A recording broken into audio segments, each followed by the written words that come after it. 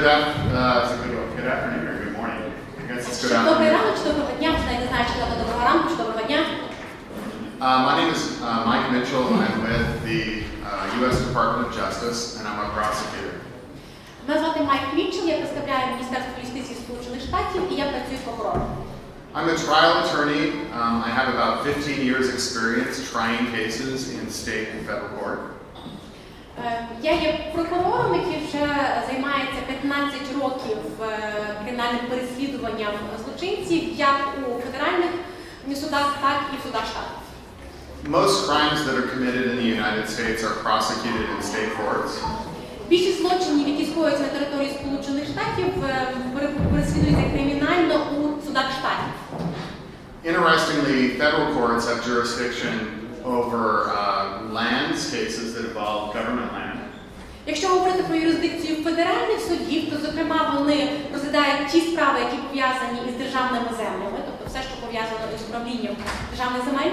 And federal courts also have jurisdiction over large-scale crimes that occur across state or international boundaries.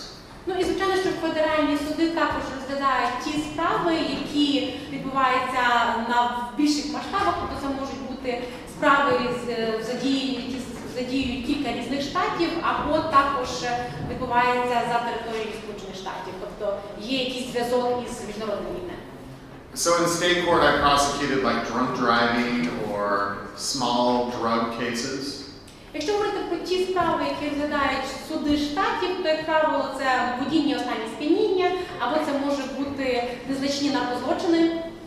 And as a federal prosecutor, I've prosecuted cases involving large-scale drug conspiracies that go across states, as well as the transferring of child pornography or individuals who travel between states to have sex with children.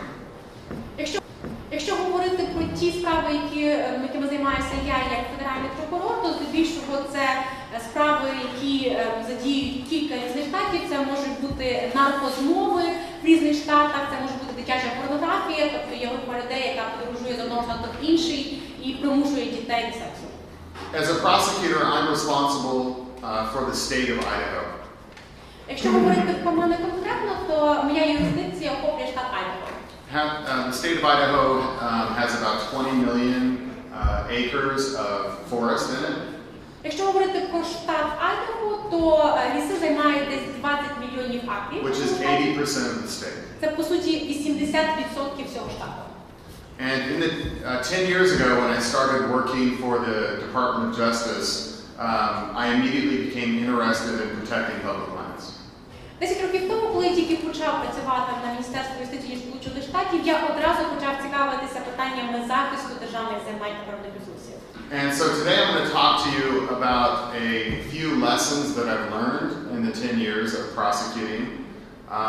And I'm going to talk about this picture here, and it refers to one of several cases that I'm going to talk to you about today. Я в своїй презентації я хочу поділитися тими уроками, які я для себе взяв за час своєї роботи федеральним прокурором. Ну і також трішечки розкажу вам про цю фотографію, яку ви бачите на екрані, тому що вона стосується конкретної справи, в рамках якої я здійснював кримінальне обвинувачення. Those of you who are still in the room after the break are obviously interested in protecting the natural resources of the Ukraine.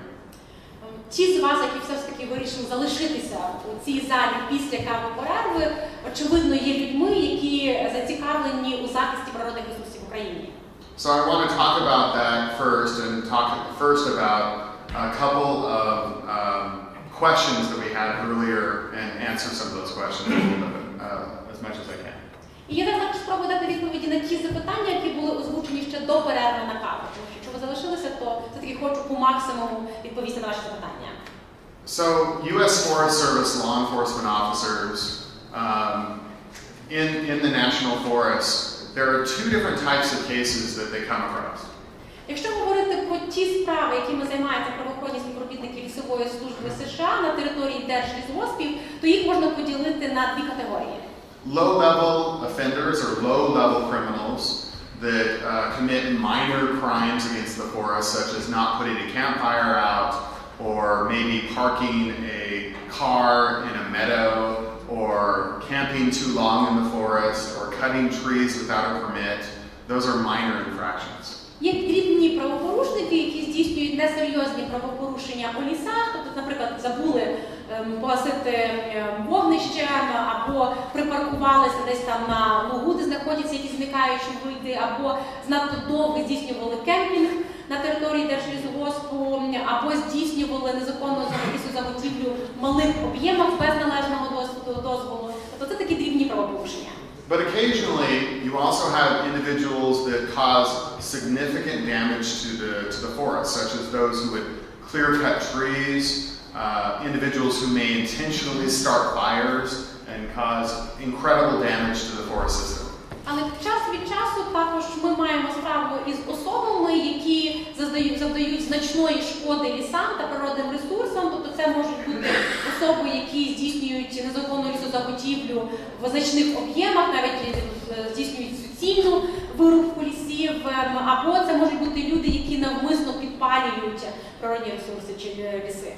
And what's important is we treat those two types of offenders, the low-level criminals and the high-level criminals, we treat them entirely differently. І тут дуже важливо пам'ятати, що ми застосовуємо зовсім інший підхід до цих двох категорій правопорушників. Тобто, залежно від того, чи це дрібний злочинець, чи це серйозний злочинець, ми підбираємо нашу тактику. The goal of law enforcement officers like Mark or Colin, who are here today, for low-level offenders is educating them and getting compliance in the future. Якщо говорити про основні завдання правоохоронних співробітників Лісової служби США, таких як Колін і Марк, по відношенню до дрібних правопорушників, то основне завдання полягає в тому, щоб провести роз'яснювальну роботу і щоб забезпечити дотримання ними відповідних законів і правил у майбутньому. Because really the goal that we all have is to preserve this natural resource, this forest that's both in the United States and the Ukraine. Тому що, по суті, ми маємо спільну мету, і ця мета полягає в тому, щоб забезпечити охорону державних земель, державних лісів, як на території Сполучених Штатів, так і в Україні. So for the low-level offender, we want to leave them with a good experience, and we want to make sure that they believe and are educated about why the crime, the low-level crime that they committed is important and that they shouldn't do it again in the future. Тому, коли йдеться про дрібних правопорушників, ми хочемо, щоб все-таки в них був приємний досвід спілкування із правоохоронними співробітниками, тобто, щоб вони зрозуміли, чому той дрібний злочин, який вони скоїли, завдав шкоди природньому середовищу, і чому вони не повинні скоювати схожих злочинів у майбутньому. Тобто тут все-таки акцент робиться на роз'яснювальній роботі і на попередженні схожих злочинів в майбутньому.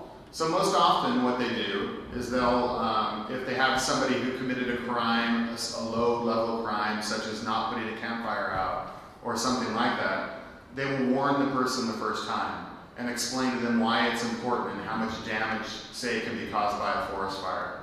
Тому, знову ж таки, якщо правоохоронні співробітники Лісової служби виявляють такого дрібного правопорушника, скажімо, людину, яка не погасила вогнище, то якщо це перший раз, їм просто дається попередження і здійснюється роз'яснювальна робота. Тобто, чому потрібно зробити все можливе, щоб такого не повторилося в майбутньому, і якої потенційної шкоди такий вчинок міг би завдати природним ресурсам.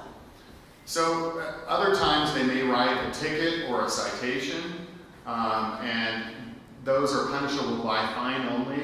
And those people are required to either pay the money, which is several $100s, or they have to come to federal court and discuss the matter with me.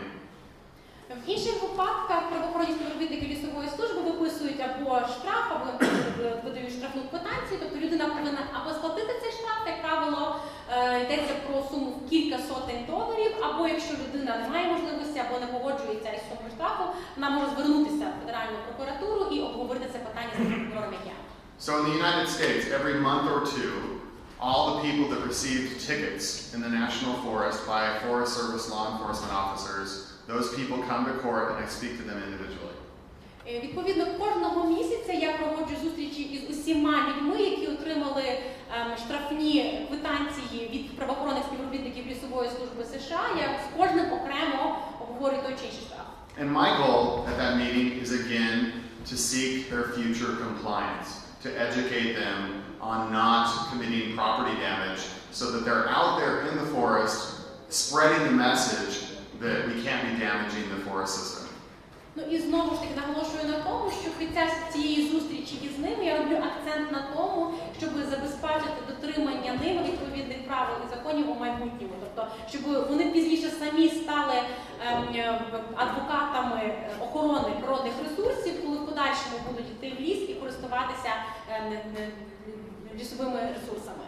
So sometimes if the person explains to me that they believe what they did was wrong and that they promise not to do it in the future, I will reduce the ticket or sometimes even dismiss. Бувають такі випадки, особливо якщо людина переконає мене, що вона справді розуміє серйозність скоєного правопорушення, що вона зробить все можливе, щоб не попередити щось схоже у майбутньому, то я або зменшую суму штрафу, або інколи навіть можу скасувати цей штраф. And as a prosecutor, I always give credit for the reduction in the fine or the dismissal of the ticket to the Forest Service law enforcement officer, so that next time, because Forest Service law enforcement officers are the people that are out there on the front line who visit with citizens. Ну, але звичайно, що, як правило, я це також говорю з правоохоронними співробітниками лісової служби США, тому що це ті люди, які працюють на передовій, які здійснюють патрулювання і виявляють такі злочини. And then there are, I think that's important. But we also have the people that cause significant damage to the forest system, people that have no respect for the law. And those people we prosecute in federal court, and we don't talk about fines, usually we talk about prison. Але з іншого боку, як я вже зазначив, у нас є інша категорія злочинців. Це серйозні злочинці, люди, які взагалі байдуже до закону, які здійснюють серйозні злочини, і таких людей ми не навчаємо, ми не здійснюємо роз'яснювальну роботу, ми висуваємо кримінальні обвинувачення в суді, і як правило, це не про штраф, а про ув'язнення. What were you saying? I was just noting that there's graffiti on Oh, the yes. natural rocks there. Oh, I'm going to talk about this. So I want to talk to you for a few minutes about this case. I think it's an interesting case, and I'll talk to you about a couple other cases and try to make some points here. Зараз я хочу вам розказати про ось цю справу, ви бачите фотографії, пов'язані з цією справою на екрані, і по ходу своєї презентації також задаю кілька інших справ, які, на мою думку, можуть вас зацікавити. This is a place called the Red Elk Rock Shelter, Rock Cliff, and it's on the Snake River in Idaho. Це місце називається скелястий притулок Ведел, який знаходиться на річці Снейк у штаті Айдахо. And this particular location, it's hard to see in this picture, but I'll show you another picture in a minute. But it has ancient Indian pictures that are written on this rock cliff, and I can actually see some of them now. Ну, на цій скелі, зараз на цій фотографії вам, напевно, погано видно, але насправді на цих скелях є давні індіанські написи і картинки, які пізніше буде видно на іншій фотографії, які я вам покажу. То я сам бачу ці написи, просто вам, напевно, погано видно через афіки. So while I'm talking, if you look next to the first letter, the G there, and if you look to the left, just about 4 inches, you'll see a little bit of a reddish area. It doesn't show up in the photograph very well, but that's an Indian pictograph. These Indian pictographs were red. Зараз спробую, що ви побачили, бачите буквочку G велику, так, в слові ганджа. Там зліва, десь, можливо, на відстані 4 дюймів є така червонувата ділянка. Ось це насправді індіанський символ, просто його погано зараз видно на фотографії. And this whole area where people hike is full of Indian pictographs all over the walls if you look closely.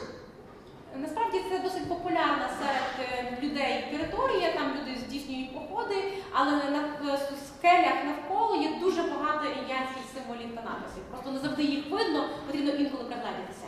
And to protect these Indian pictographs from theft and destruction, the Forest Service does not put up signs telling people where they are, because then people might steal them or damage them.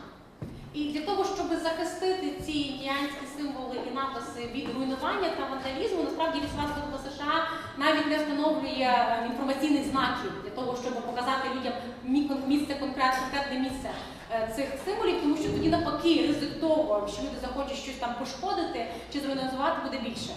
And these would actually be easy to miss to a person who was hiking.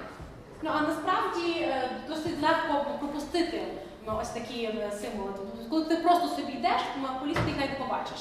But there is a sign before you start on the trail telling people that there are Indian pictographs on the cliffs. Але є загальний інформаційний знак на вході в цю територію, на якому зазначено, що на території є скелі з давніми індіанськими написами та символами. So in this particular case, you can see the graffiti written by spray paint. And this was the work of 3 young men between the age of 20 and 22 who went out to this rock site and spray painted all over the Indian pictographs that were there on the cliff. На цій конкретній фотографії ви бачите результати роботи 3 молодиків віком від 20 до 22 років. Тобто вони просто взяли фарбу і розмалювали величезну кількість скель на цій рекреаційній території. So the word ganja refers to marijuana, and there's a marijuana leaf.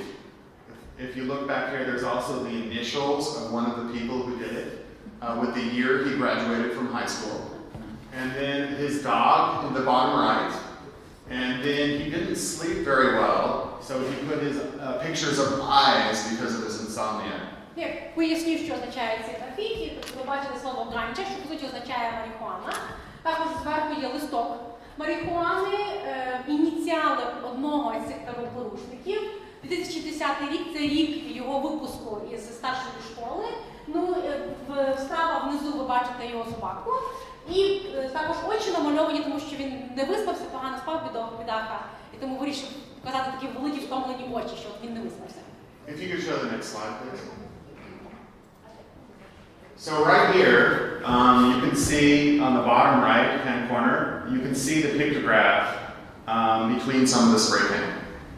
От ви бачите ще 2 фотографії, і знизу між графіті дуже добре видно цей індіанський символ. And in the top left is some of the more bright pictographs that are also at the site.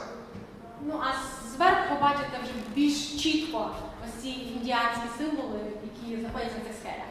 So I want to talk to you for a minute about some of the lessons that I learned as we prosecuted this case, and maybe it would be helpful to you.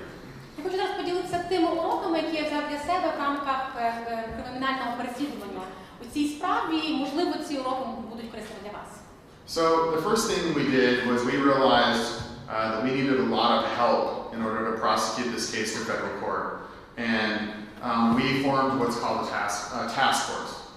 Перш за все, ми усвідомили, для того, щоб успішно забезпечити кримінальне переслідування цієї справи у федеральному суді, нам потрібно було заручитися підтримкою, і тому ми сформували робочу групу.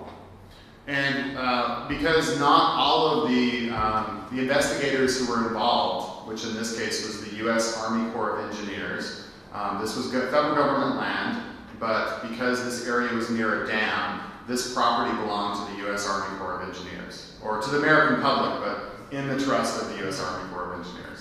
Нам потрібно, звичайно, щоб було залучити до цієї справи всіх зацікавлених сторін, в першу чергу американський корпус інженерів, тому що саме ця ділянка належала цій структурі. Ну, тобто, насправді це була федеральна земля, але оскільки поблизу була дамба, то за управлінням, це можна сказати знову ж таки, наголошено на тому, що ці землі не належать конкретній федеральній структурі. За управління цієї ділянки відповідав якраз американський корпус. This site had been spray painted several weeks earlier, so we had some time to decide who we wanted to work on the case. Саме розмалювання скель відбулося кілька тижнів тому, і відповідно у нас було достатньо часу для того, щоб зрозуміти, кого потрібно було залучити до цієї справи. In this particular case, we decided we ultimately found a spray paint can, and the U.S. Army Corps of Engineers did not do fingerprinting, but we knew that the FBI did, so we figured we needed the FBI lab. На місці злочину ми знайшли саму бляшанку, із якою розприскували фарбу, і ми також розуміли, що корпус інженерів американської армії не мав криміналістичної лабораторії для проведення аналізу відбитків пальців, але така лабораторія була в структурі FBI, відповідно ми зрозуміли, що нам потрібно було до справи залучити ФБР. And we had some suspects because of some of the names and the initials on the cliff. And we knew that some of the local law enforcement officers knew those people, so we involved local law enforcement. У нас також було кілька підозрюваних завдяки ось тим ініціалам, які були намальовані на скелях. І ми знали також, що місцева поліція добре знає цих підозрюваних, відповідно також залучили до цієї робочої групи місцеву поліцію. And because this was an archaeological crime, I needed an archaeologist. So we found an expert in our region who was an archaeologist, and we made him a member of our task force. Ну і оскільки йшлося про археологічне правопорушення, звичайно, що нам потрібен був експерт, археолог, і ми знайшли такого експерта на місцевому рівні і також залучили його до нашої робочої групи. And we got into a room, and we became a member of an email group, and we decided how best to prosecute this case. Ми відповідно зібрали всіх членів цієї робочої групи в одній кімнаті, обмінялися контактами, створили спільну розсилку для того, щоб всіх тримати в курсі розслідування цієї справи. Ну і також провели обговорення щодо того, як краще організувати кримінальне переслідування у цій справі. We also hired an expert who could give us the value of this Indian rock art, and that was important as well. Ми також залучили експерта, який міг оцінити вартість цього давнього індіанського мистецтва, тому що це також було важливо у цій справі. As a prosecutor, I had to prove who committed the crime, how much the damage was, and that this was in fact an ancient artifact. Якщо говорити про те, що було важливо мені як прокурору, то звичайно, що мені в першу чергу потрібно було визначити, хто здійснив цей злочин, якою була вартість завданої шкоди, і також потрібно було довести, що це справді було давнє індіанське мистецтво. So the first thing that I would recommend, regardless of who you are in this room, is if you're trying to protect resources and you have responsibility to create a task force. Відповідно, перша рекомендація, яку я можу надати всім вам, незалежно від того, чим ви займаєтеся, на яку організацію ви працюєте, якщо ви хочете успішно здійснювати охорону природних ресурсів, то дуже важливо створювати робочі групи, тобто залучати до цього процесу всіх зацікавлених сторін. Each of you, some of you who belong to different organizations have different organizational interests. And you can protect as a task force, you can develop a common goal. It could be a goal for a prosecution, or it could be a goal towards about a forest itself.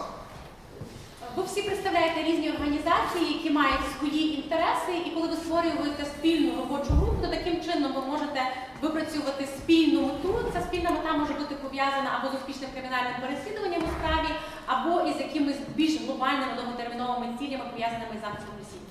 And task forces bring together skills of all these different people that have different skill sets because of the organization that they belong to.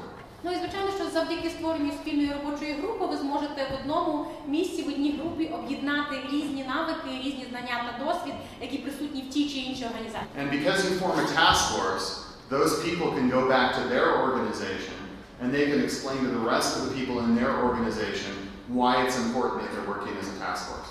Ну і оскільки ви вже сформували робочу групу, то потім члени цієї робочої групи з відповідних організацій можуть повернутися у свої організації і пояснити іншим своїм колегам, чому все-таки важливо створювати робочі групи і які вигоди ви можете від цього отримувати. You can, as a task force member, task forces are great because you can divide the labor that's required and you can brainstorm collectively to overcome problems. Ну і звичайно, що робочі групи можуть бути корисними, тому що, по-перше, ви можете здійснювати мозгові штурми для того, щоб зрозуміти, як краще підійти до вирішення тієї чи іншої проблеми. Ну і, звичайно, що ви можете також розподілити ті завдання, які потрібно виконати в рамках кримінального переслідування у справі. And task forces work best when you're trying to resolve complex issues where there are a lot of interests on a specific topic. And so task forces work very well for public lands in the United States, and I imagine they would work really well over public lands here because you have all of these people, citizens, law enforcement groups, prosecutors that have different interests with regard to public lands. Ну і звичайно, що такі спеціальні робочі групи дуже добре працюють, якщо вам потрібно вирішити якісь складні комплексні питання, які зачіпають інтереси великої кількості осіб чи великої кількості організацій. І тому, як правило, такі робочі групи дуже добре підходять, якщо ми маємо справу з державними землями. Я думаю, що такий освіт, який працює в Сполучених Штатах, думаю, що він може бути помічним і в Україні, тому що з одного боку у нас є громадяни, з іншого боку є правоохоронні органи, є якісь державні структури. Не завжди просто знайти якийсь консенсус чи дійти згоди між цими різними зацікавленими сторонами. А завдяки робочим групам це буде легше зробити. If you could go back to the last slide. So on this specific case, we had 3 young men who committed this crime. We got together our task force, and the first thing that happened is the local law enforcement agents went and interviewed these 2 of the men that they thought were suspects here. Я все-таки хочу повернутися до цієї конкретної справи, як я вже зазначив, цей злочин скоїли 3 молодики. І перше, що ми зробили, це попросили місцевих правоохоронних співробітників допитати 2 із них, тобто 2, яких ми вважали підозрюваних у цій справі. At the same time, we had an archaeology expert that went to the site and confirmed that it was in fact this redness on the walls were in fact real Native American Indian rock art. Паралельно ми також направили на місце скоєння злочину експерта-археолога, який підтвердив, що ось ці червонуваті ділянки – це насправді були зразки давнього індіанського мистецтва. And the FBI, of course, took one spray paint can that was found at the site. They took the others with them, but they left one behind and began fingerprinting it. Ну і паралельно також співробітники АБР почали здійснювати аналіз відбитків пальців із однієї бляшанки, з якої розприскували злочинці фарбу, тому що всі інші вони з собою забрали, а одну залишили на місці злочину. So each organization had its own specialty, and we were using their specialty. Тобто кожна організація має якусь свою конкретну зону відповідальності і спеціалізацію, і відповідно ми повністю використовували ці спеціалізації в рамках цієї справи. The first 2 young men were interviewed by law enforcement. One of them admitted that he did it, and the other one denied that he was involved at all. Я вже зазначив, що паралельно місцева поліція здійснювала опитування 2 молодих людей, яких ми вважали підозрюваних у цій справі. Під час опитування один із них одразу зізнався, що так, він був причетний до скоєння цього злочину, а інший повністю це заперечив. Тобто він відкинув будь-які обвинувачення у своїй причетності до цього злочину. And the first man gave us a name of someone else who he did it with. And so they went and interviewed him, and he gave a partial confession. Ну і цей перший молодик, який зізнався у скоєнні даного злочину, назвав ім'я ще одного співучасника, з яким вони це зробили разом. Місцева поліція опитала і цього молодика, і він частково зізнався у скоєнні даного злочину. So, based upon those statements, we charged all 3 of the people with a federal crime, and that federal crime was a violation of the Archaeological Resource Protection Act, but it's a federal crime and it had a maximum of a 10-year prison sentence. І на основі цих свідчень ми висунули обвинувачення у скоєнні федерального злочину всім 3 молодим людям. По суті, йшлося про обвинувачення в порушенні закону про захист археологічних ресурсів Сполучених Штатів і максимальне покарання відповідно до цього закону десь при пов'язнення. 2 of them came in and pled guilty, but the young man who said he had nothing to do with it did not plead guilty and went to trial. 2 з молодиків, яким висунули обвинувачення, одразу визнали свою провину, але той молодик, який від самого початку заперечив свою причетність до скоєння злочину, так і не відмовився від своїх слів, і відповідно його справу передали в суд. By the time I went to trial, I had the local law enforcement reports, I had an archaeological report, and I also had a fingerprint back from the FBI that said that the 3rd person who did it, the person that was going to trial, the person who denied that they were involved, his fingerprint was on the can. Only 1 fingerprint, but his was on the can. Ну і коли справа вже була передана в суд на судовий розгляд, на той час у мене вже були зібрані всі звіти місцевої поліції, також археологічний звіт і результати аналізу відбитків пальців АПР. Тобто, насправді на цій бляшанці з фарбою були лише одні відбитки пальців, як виявилося, це були саме відбитки пальців того молодика, який заперечив свою причетність до скоєння даного злочину. The two young men who admitted they did it testified against the person who was on trial. Ну і в кінцевому результаті тих двоє молодих людей, які одразу визнали свою провину, дали свідчення проти третього, який заперечив свій причетність до скоєння злочину.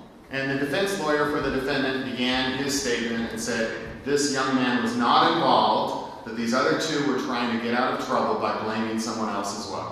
Ну і захисник у своїй початковій промові під час судового розгляду зазначив, що насправді підсудний не був винний, що він ніяк не був причетний до цього злочину, а ці двоє інших молодих людей просто хотіли якось пом'якшити своє покарання, і тому вони вирішили також ще обвинуватити і цього третього молодого. And the man on trial said that he went to the site, just hiking, and happened to pick up that can.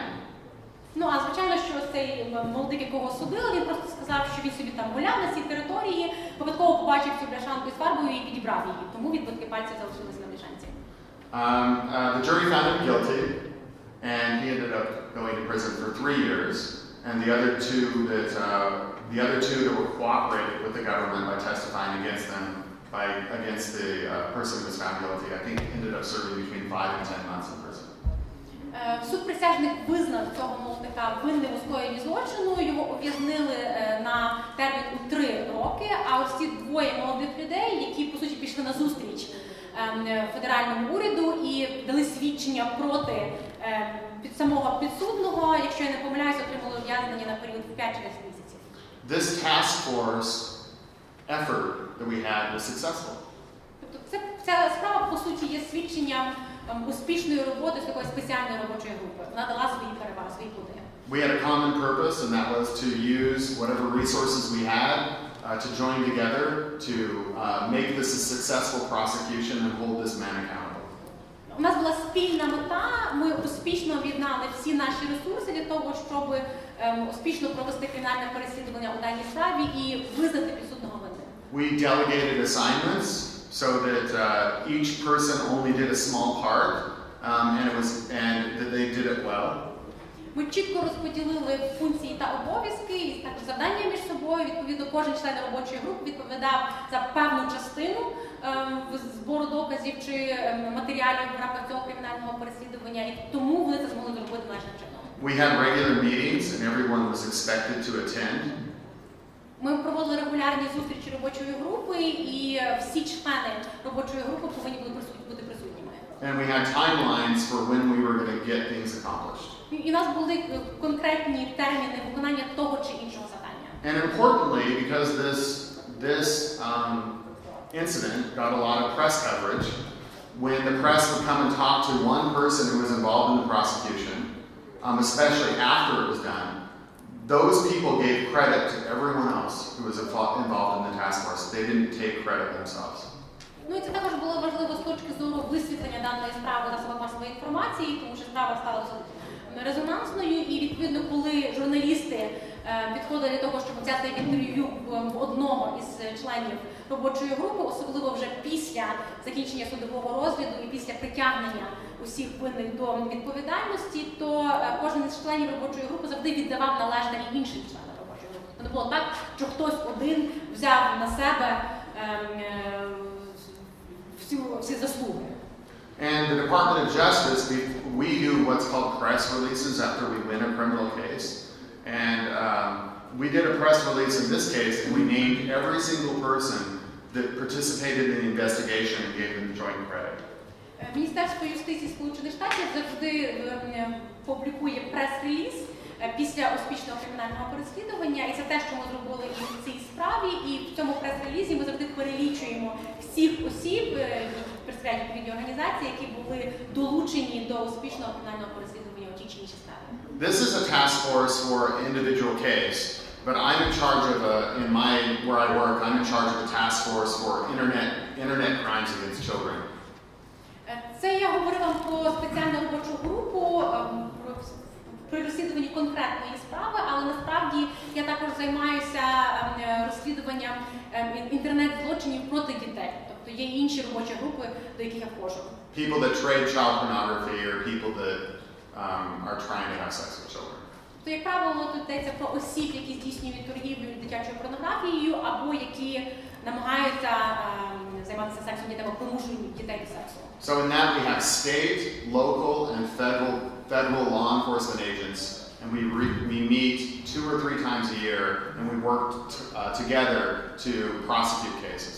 У нас також є спеціальна робоча група, яка включає представників штату, представників органів місцевого самоврядування, різних федеральних структур, і ми так само зустрічаємося 2-3 рази на рік для того, щоб проводити обговорювання різних виявлених правопорушень і здійснювати їх кримінальне розслідування. And so sometimes where you have competing interests, where you have local law enforcement that may not appreciate federal law enforcement, or federal law enforcement might not work with the local law enforcement, these task forces make people work together, and when you get people in a room, they tend to agree more often than they disagree. Звичайно, що різні організації мають свої конкуруючі інтереси. Буває так, що місцеві правоохоронні органи не завжди розуміють федеральні структури, або федеральні структури не завжди хочуть йти на зустріч місцевим правоохоронним органам. І тому, коли створюються ось такі робочі групи, то вони допомагають дійти якоїсь згоди, дійти консенсусу. Тобто, коли представники різних організацій і структур збираються в одній кімнаті, більша ймовірність того, що вони почують один одного і підуть один одного на зустріч. It's easy to insult someone behind their back, or insult someone because you don't know what they do. But when you meet with a person and you discuss how hard you're working and what it is that you're trying to do, and you decide to join an effort together, that can only produce cooperation. Звичайно, що легко когось образити за спиною, або коли до кінця не розумієш, чим займається людина, але коли ти особисто зустрічаєшся з цією людиною, коли ти можеш особисто людині пояснити, чим ти займаєшся, чому ти це робиш так, а не інакше, то тоді, звичайно, що буде більша ймовірність того, що співпраця буде успішною. I only have a few more minutes here, so I'm going to focus on one last topic. Recently, Mark Ferguson is here with me. Came in, and we've had a lot of fires in the western United States this year. There's a lot of smoke, and there was a person, an arsonist, who was setting fires early in the morning on a stretch of highway in Idaho. У мене залишилося буквально кілька хвилин для моєї презентації, і я хочу розказати вам про ще одну справу. Марк Фергюсон, який робив якраз презентацію до перерви на каву, прийшов до мене в офіс і доповів про одну справу. У нас якраз зараз на західному узбережжі Сполучених Штатів відбувається дуже багато пожеж, дуже багато диму в повітрі, і він повідомив про одного злочинця, який здійснював підпали вздовж автомагістралі. And so what Mark did that was really effective is at the very beginning of his case, when he knew that there was this arsonist, he came into our office, to the U.S. Attorney's Office, because ultimately we have to approve his prosecution and charge it. And he educated us on what was going on and asked us to assist if we could think of any ideas to catch this person. Я просто розказую вам про цю справу, тому що насправді Марк дуже добре зробив те, що від самого початку він звернувся до нас і повідомив про те, що йому відомо про те, що є людина, яка здійснює ось ці підпали. Тобто насправді, звичайно, що він повинен був отримати наше схвалення для того, щоб висунути обвинувачення, але тут було важливим те, що від самого початку він повідомив про всі деталі справи, і ми могли спільно обговорити, як краще рухатися далі у розслідуванні і потім подальшому кримінальному переслідуванні в цій справі. And so in your organizations, if you are doing something and you're trying to get something accomplished and you're doing your work, but ultimately your work has to go to someone else, and that person has to either review it or that person has to approve it before it's prosecuted or before there's some action taken. Don't wait until you're at the end of your work. Go in early and ask that person to help you accomplish your goal. Я це говорю до того, що якщо ви займаєтеся якоюсь конкретною справою чи здійснюєте якесь конкретне завдання в рамках своєї організації, і потім результати вашої роботи будуть передані іншій структурі для подальшого проведення дій, чи для висунення обвинувачення, чи будь-чого іншого, то не чекайте до закінчення виконання цього завдання. Тобто особливо, якщо вам потрібно буде пізніше чи отримати схвалення цієї організації, чи передати повністю цій структурі результати вашої роботи. Залучайте цю організацію від самого початку, проводьте спільні консультації для того, щоб узгоджувати свої дії і таким чином забезпечити успіх цього завдання. And so that convinces the person higher up. That person has a stake in the outcome now. That person is participating in the very thing that you want to happen. So for instance, when Mark came to me and he's brainstorming with me about putting up cameras and that sort of thing, if he's successful, it kind of commits me to take his case and prosecute it at the end. І якщо ви будете так робити, тобто якщо ви будете залучати інші структури, особливо структури, які стоять над вами від самого початку, то тоді ви також будете зацікавлені у успішному вирішенні тієї чи іншої справи, чи, скажімо, в успішному кримінальному переслідуванні у конкретній справі. Відповідно, коли Марк прийшов до мене, ми провели спільний мозговий штурм, почали думати про те, що можливо варто встановити камери відеонагляду вздовж цієї автомагістралі для того, щоб виявити цього злочинця. То звичайно, що я тепер також зацікавлений, я буду робити все можливе для того, щоб забезпечити успішне розслідування і буду більш потім готовий взяти цю справу і висунути обвинувачення. The truth is, the more we cooperate with other people, even outside of our organization, the more likely we are to be successful. Істина полягає в тому, що чим більше ми співпрацюємо з іншими людьми, зокрема людьми, які представляють інші організації, тим більшою буде ймовірність нашого успіху. And that's true whether we're talking about just trying to protect the forest generally or working on a criminal case where we're trying to catch people that are damaging Indian rock art or timber. І ось таке залучення, такі спільні консультації і співпраця будуть успішними не тільки коли ми говоримо про загальний захист та охорону лісових ресурсів, а також вони є дуже важливими при розслідуванні та кримінальному переслідуванні в конкретній справі, наприклад, як ось ця справа про пошкодження даного індіанського мистецтва. And that's pretty much my message. So if anybody has any questions, I'm happy to answer them. I'm not sure how much time we have left.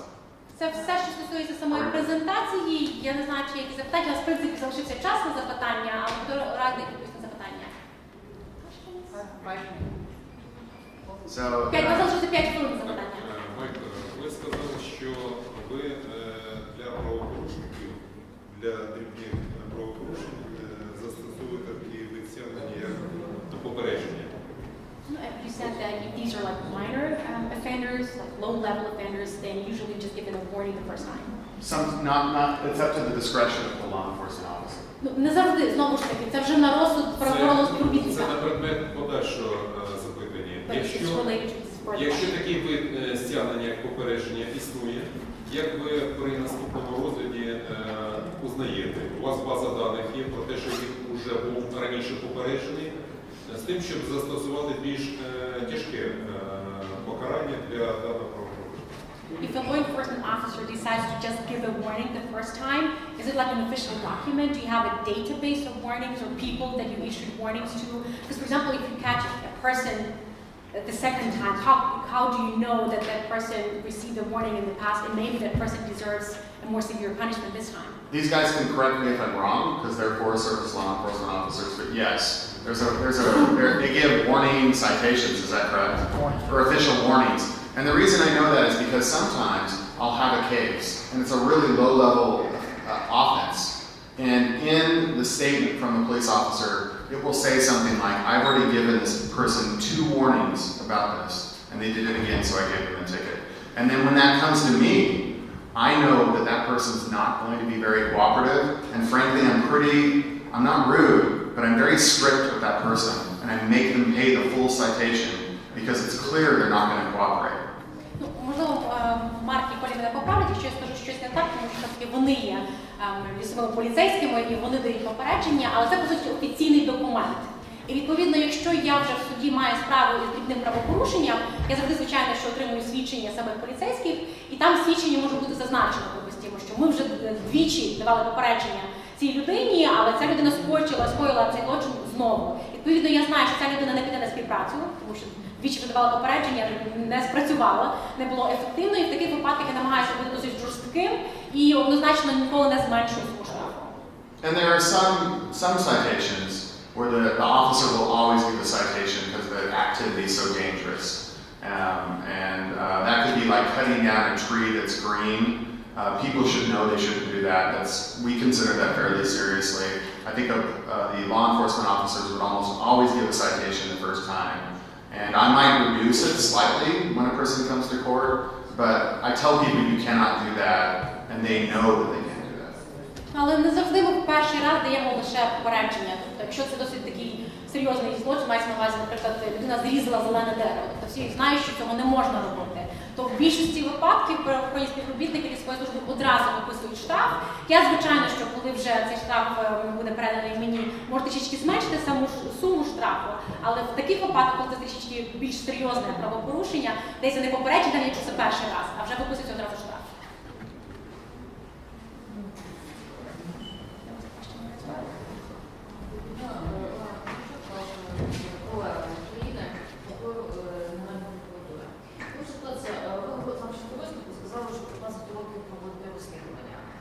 За період цього часу роботи, чи було у вас справи, де були пов'язані державні службовці з незаконним відчуженням або незаконним відчуженням земель, або які покривали якраз руху лісів? Тобто, чи було у вас обвинувачення державних службовців в роботі з групою фізичних осіб та юридичних осіб? I'm your colleague. I represent the General Prosecutor's Office of Ukraine. At the beginning of your presentation, you mentioned that you have 15 years of experience of federal prosecution. During these 15 years, have you ever had cases of public servants being involved in illegal appropriation of state property, or maybe public servants covering the actions of other people involved in illegal logging and harvesting? So like maybe a conspiracy between a public servant and a criminal group or something like that. I definitely- Basically when you charge, you have to charge a public servant. Yes. I have charged federal employees for stealing or for corruption. It could be a post office employees or federal employees. So I've had cases where they are embezzling money or stealing mail, opening mail, taking narcotics, spreading narcotics. I've prosecuted those sort of cases. Other cases involving public employees who are embezzling money from within their organization, yes.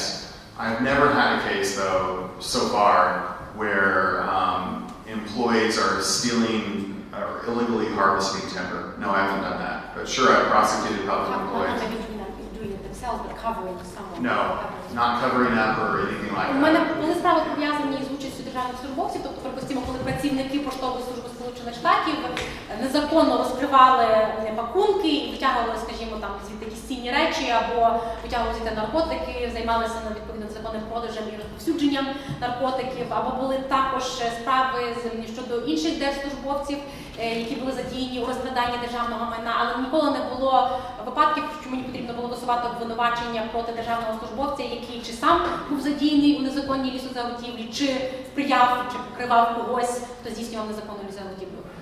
І ще одне запитання є. Якщо брати економіку бюджету, тобто ви казали, що маєте дуже мало справи розслідування, звідки така інформація може попасти до вас, наприклад, незаконне використання коштів, які прийшли на державне підприємство, і десь, можливо, було дирекцію незаконно використано, не в тих цілях, на які вони мали йти, ну, власне, чи інтереси до когось. Тобто економіка бюджету, де ця інформація до вас може прийти? Where, like, if we talk about embezzlement of state property or embezzlement of federal money, where do you get that information from? So who reports in cases like that? For example, how can we know that an organization misused federal money or used for the wrong purposes or something like that? Typically, it comes up in an audit, and because they're often audited, and then usually you try to trace the transfer of funds. And so if it's a minor case where they're just sliding money or taking narcotics, we'll set up video camera equipment and we'll record the employee and we'll catch them that way. On larger cases, usually the money is traceable somehow. And especially if it involves bank accounts, you can follow the transfer of funds that way. And then usually for lower level offenders, maybe it's somebody who's just literally taking public funds and sliding it in their pocket. Obviously, they're going to deny that.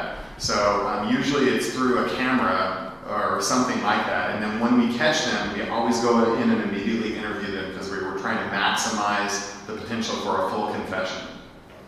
Як правило, ми отримуємо інформацію під час аудиту, тобто організації часто піддаються аудитам і, відповідно, неналежне освоєння державних коштів виявляється під час аудиту, і тоді ми починаємо відслідковування руху коштів. коштів. Тобто, як правило, це не так складно зробити, особливо коли є банківський рахунок. Відповідно, якимось чином все-таки можна відслідкувати рух цих коштів. Якщо йдеться про працівників поштової служби, які там розбивали пакунки і забирали чи цінні речі, чи гроші, чи наркотики, то, як правило, приймається рішення про встановлення камери відеонагляду. Таким чином ми можемо зловити їх на гарячому. Якщо це якийсь дрібний правопорушник, скажімо, там людина, просто державний службовець чи працівник якоїсь організації, взяв собі не свої гроші, там гроші організації чи державні гроші, поклав просто в кишеню невелику суму. Знову ж таки, як правило, встановлюється камера відеонагляду, і таким чином ми ловимо людину на гарячому, і як тільки ми побачили цей запис, ми одразу опитуємо цю людину, щоб вона зізналася. Тобто тут акцент робиться на тому, щоб все-таки змусити людину зізнатися. Тому що перший раз людина буде заперечувати, я нічого не брав, я нічого собі не клав в кишені. We can also get tips. Tips from former other employees. Suddenly money goes missing, and then individuals may have seen something, and so that'll often identify the person we focus our investigation on. Ми часто також отримуємо наводки від інших працівників, тобто якийсь працівник побачив, як хтось здійснював таке правопорушення, або виявив, що яких певної суми коштів не вистачає, і відповідно на основі цього ми починаємо розслідування, і ми вже знаємо, маємо конкретного підозрюваного.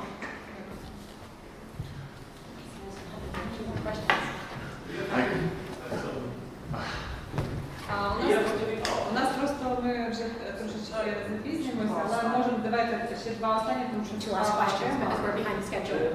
Раз вы уже упомянули коррупцию, я хотел спросить, а вот по этому делу были ли какие-то, так сказать, что вот обвиняемые вами пытались с вами договориться как-то? Например, главный обвиняемый приходит в факт, или, не знаю, его адвокат, его папа, раз это молодой человек, и говорит, вот тут реально может быть срок 3 года, это самое получается, вот вам 10, 20, ну ладно, 50 тысяч баксов, это самое.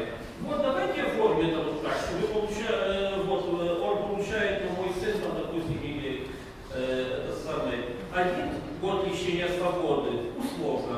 И давайте оформим это, что он лечится, психически больной, и, так сказать, когда освобождается от наказания. Или, если не было такого в данном случае, так встречались ли такие случаи в вашей практике профессиональной или в вашем коллеге? Since we touched upon the issue of corruption, I have a question related to the case that you presented earlier, the Indian art case. Did anyone relate to that case? Maybe the defense attorney of that guy who was convicted, or the father of that guy because he was a young man. Did anyone approach you and try to reach a better agreement with you? You know, like, well, you know, you want to imprison my son for 3 years. Here you have 10,000, 20,000, 50,000 bucks. You know, can we just agree on like 1 year of probation or 1 year of suspended sentence, or maybe you can state, you know, can get a paper that proves that he's mentally sick and he cannot really be criminally liable for his actions. And if you didn't have that in this particular case, have you ever had anything like that throughout your career? No. Коротка відповідь ні. And I had it happen once, and I accepted the bribe, the attempted bribe, and then immediately told my supervisor and tried to get the guy to call me back and maybe even wire the money so I could charge him. So you accepted the money? Oh, I told him on the phone I would accept the money, and then immediately told my supervisor to try to prosecute him for obstruction of justice. He was a foreign national. He was calling me from Palestine, and he called me back, and I tried to get him to wire me the money, and I think he got suspicious that I was trying to set him up and prosecute him federally, so he never called me back. У мене був один випадок, коли я пообіцяв людині, що прийму хабар, тобто це була справа пов'язана із іноземним громадянином, він мені телефонував з Палестини, тобто по телефону я йому сказав, що так, давай мені переказуй гроші, ми там все владнаємо, і зі цієї телефонної одразу я одразу ж повідомив свого безпосереднього керівника про те, що мені намагаються запропонувати хабар для того, щоб переслідувати цю людину в кримінальному порядку. І коли він мені вдруге зателефонував, то я йому сказав, давай переказуй гроші, але щось він запідозрив, що, напевно, я хочу його підставити, щось йому здалося підозрілим, і відповідно це не відбулося. Але такий випадок був, але лише для того, щоб я це зробила лише для того, щоб притягнути людину до відповідальності за намагання перешкодити правосуддю. Yeah, I'd probably always say yes. and then have it go after that person. В таких випадках завжди можна сказати так, ви до мене приходили, але одразу ж притягувати людину до відповідальності.